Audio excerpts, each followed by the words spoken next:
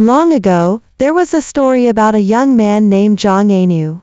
One day, as he sat weaving bamboo baskets under the eaves, he heard a faint rustling sound coming from the woods. Grabbing a shoulder pole from the corner of the wall, he crept quietly toward the shed and lifted the tattered cloth curtain, only to gasp in shock.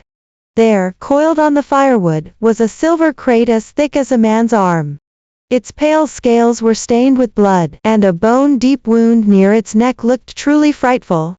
But what struck Aniu most were its jade-green eyes, glistening with what seemed like tears as it gazed toward the post. The snake lowered its head slightly, as though bowing in a plea for mercy. "All living beings have a soul." Aniu recalled his mother's dying words. Softening, he shifted toward the corner of the shed and said, "If you have nowhere else to go, you may hide here for now." No sooner had he spoken than a violent kicking came from the gate. In burst Sun Laohei, a rough hunter from the neighboring village, dragging an iron rake that screeched against the ground. "Aniu, have you seen a silver snake? That thing's worth a fortune." Aniu stood firmly in front of the woods, forcing calm into his voice. "I've been weaving baskets all morning. Haven't stepped outside." But Sun Laohei shoved him aside, and thrust his rake with a clang into the water vat, shattering it. Two henchmen ransacked the humble home like wolves, turning everything upside down. "Where are you hiding it?" Laohei snarled, grabbing Aniu by the collar, and pressing the tip of the rake to his throat. "Tell me, or I'll pierce your heart." Aniu stiffened his neck. "I told you, it's not here. If you don't leave, I'll call for help." Only after the men finally left, cursing and grumbling, did the silver snake slowly emerge from behind the woodpile. Lifting its head with effort, it spoke in a voice as soft as a spring breeze, "Kind sir, my injuries are grave. May I beg a few more days of shelter?" Aniu stood speechless, utterly stunned. That night, Sun Laohei returned with a torch, kicking the door open. "I knew you were hiding something," he roared, striking Aniu down with the handle of his rake. But when the men tore apart the haystack, and found no trace of the snake, they grew furious and set the thatched house ablaze. Flames roared into the sky. Bound hand and foot, Aniu could only watch as his home was swallowed by fire. Fortunately, villagers arrived in time to put out the blaze, but the cottage was already in ruins. "I failed to protect you," Aniu murmured, squatting in the ashes as tears fell upon the scorched earth. "Do not weep, kind sir." A clear, gentle voice spoke.